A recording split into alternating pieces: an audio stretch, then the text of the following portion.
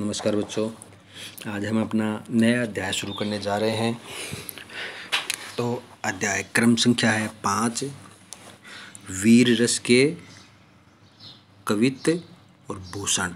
अध्याय का नाम है वीर रस के कवित्त और कवि का नाम है भूषण। देखो, मैंने 4-5 बात इसमें लिख रखी हैं, तो ये अपने किताब में जहाँ पर अध्याय शुरू हो रहा है वहीं पर ही आप लिख लेना। कौन कौन सी बात? देखो, एक तो वीर रस, तो इस कविता में वीर रस का प्रयोग अधिक किया गया है। दूसरा, इसमें कवित्त छंद का प्रयोग किया गया है।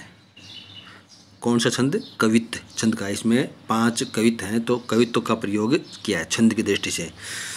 फिर है भाषा, तो इसमें ब्रज भाषा का प्रयोग किया है। शैली है ओजपूर्ण। देखो, गुण होते हैं 3, ओज, प्रसाद और माधुर्य। तो जिसको सुनने से शरीर में उत्साह है, उमंग, जोश की भावना आती है, उसे बोलते हैं ओज गुण। तो इसमें ओजपूर्ण शैली का प्रयोग किया है। तो शैली ओजपूर्ण है, भाषा साहित्यिक ब्रज भाषा है, छंद है और कवित्त है, वीर रस का प्रयोग किया है और कवि का नाम है भूषण और पाठ का नाम है, कविता का नाम है अपने का वीर रस के कवित्त। अब देखो, हमें कवि का जीवन परिचय पढ़ना अब शुरू करते हैं। कवि का जन्म हुआ था सन 1613 ईस्वी में उत्तर प्रदेश के कानपुर के तिकवापुर गांव में। तो ये बात भी महत्वपूर्ण है, लिख लेना, अंडरलाइन कर लेना। जब हम कवि परिचय करेंगे तो इसमें काम आएगा। जन्म हुआ था 1613 में, कहाँ पर हुआ? उत्तर प्रदेश के कानपुर के तिकवापुर गांव में। और इनके निधन हुआ था, मृत्यु हुई थी सन 1715 में। 1715 ईस्वी में इनकी मृत्यु हुई। जन्म 1613 ईस्वी, उत्तर प्रदेश कानपुर के तिकवापुर गांव। पिता का नाम था रत्नाकर त्रिपाठी। पिता का नाम रत्नाकर त्रिपाठी। अब देखो, यहाँ पर हम शुरू करते हैं। रीतिकाल की श्रृंगार प्रधान काव्य सरिता में वीर रस की प्रबल धार बहाने वाले कवि भूषण का जन्म। अब देखो, पहली ही लाइन महत्वपूर्ण है, पहली ही पंक्ति यहाँ पर महत्वपूर्ण है। एक तो क्या कि ये कवि कौन से काल के हैं? रीतिकाल के हैं। हिंदी साहित्य का काल विभाजन में रीतिकाल के ये कवि हैं। अब दूसरी महत्वपूर्ण बात है कि रीतिकाल में अधिकांश श्रृंगार प्रधान काव्य रचना हुई है। श्रृंगार प्रधान, जिसमें सौंदर्य की बातें हैं। ये काल था, ये राजाओं का दौर था। अलग अलग छोटे छोटे बहुत सारे राजा थे, उसी के दरबार में दरबारी कवि रहते थे। तो वे अपने शासक को प्रसन्न करने के लिए और श्रृंगार प्रधान कविता की रचना करते थे। लेकिन रीतिकाल की श्रृंगार प्रधान काव्य सरिता में वीर रस की प्रबल धार बहाने वाले, लेकिन उन कवियों से अलग जो अपने कवि हैं भूषण, ये रीतिकाल में भी वीर रस की प्रबल धार बहाने वाले, वीर रस से ओजपूर्ण शैली से ओज गुण का प्रयोग करते हुए काव्य रचना की है। तो अपनी जो ये वीर रस के कवित्त हैं, ये काव्य है, ये भी शिवाजी के उमंग, उत्साह है, जोश उनके बारे में है। तो ये भी वीर रस से भरी हुई एक कविता है।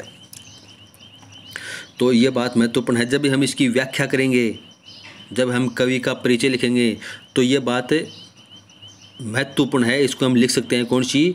कि रीतिकाल की श्रृंगार प्रधान काव्य सरिता में वीर रस की प्रबल धार बहाने वाले कवि भूषण ने शिवाजी के बारे में ये कहा है। चाहे इसके जीवन परिचय लिखें, चाहे व्याख्या में करें, तो ये इनका विशेषता है। तो हम इन शब्दों का प्रयोग करते हुए इनका जीवन परिचय दे सकते हैं, प्रश्न उत्तर कर सकते हैं, व्याख्या कर सकते हैं।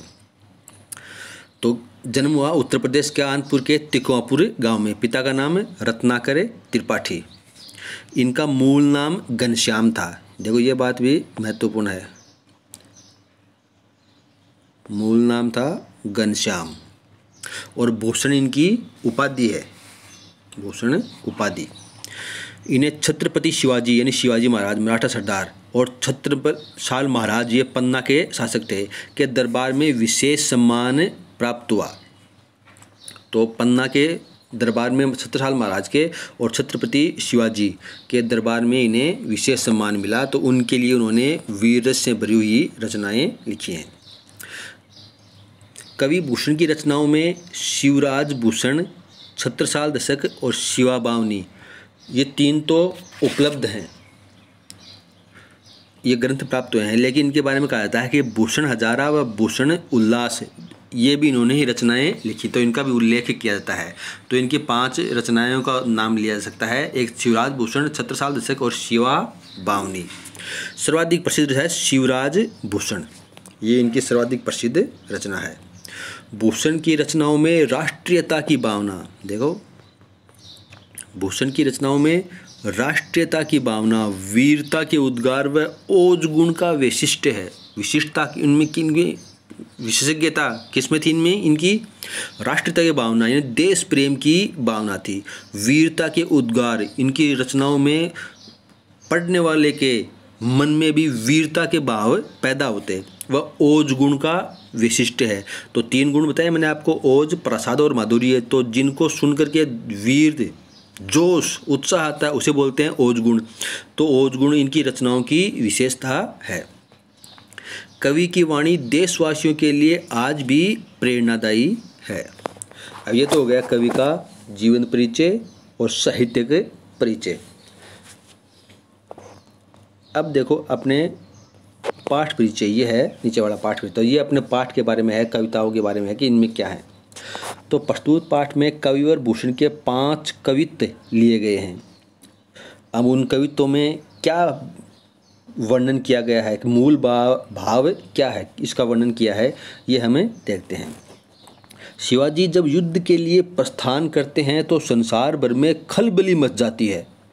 धूल के गर्द में सूर्य भी तारे जैसा लगने लगता है। समुद्र थाली में रखे पारे की तरह प्रतीत होता है, यानी वो भी हिलने लगता है।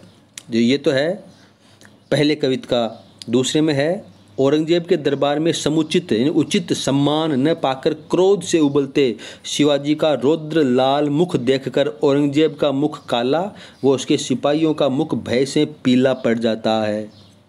ये दूसरे का है।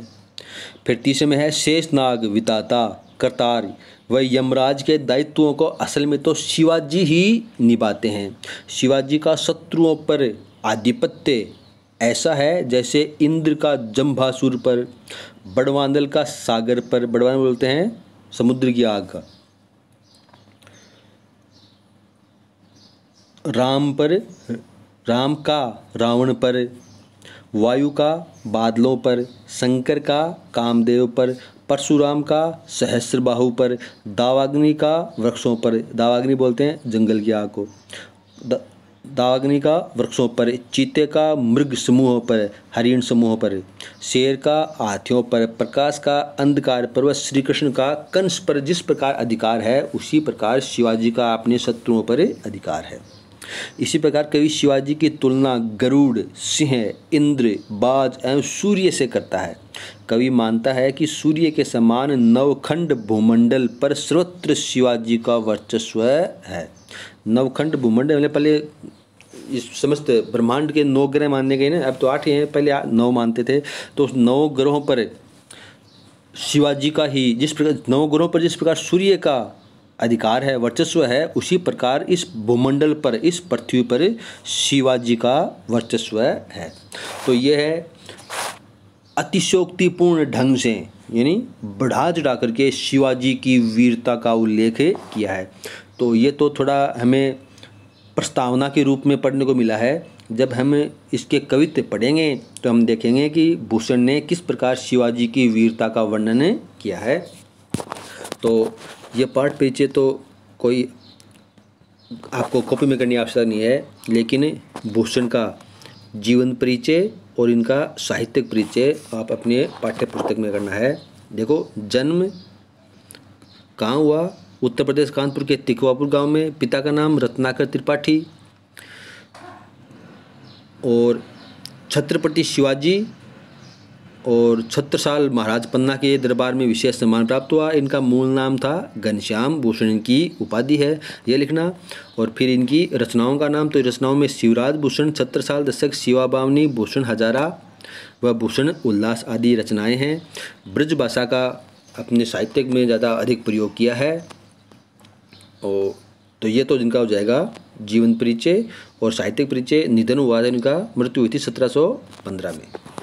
तो ये आप इनका जीवन परिचय और साहित्यिक परिचय आप अपनी कॉपी में कर लेना। धन्यवाद।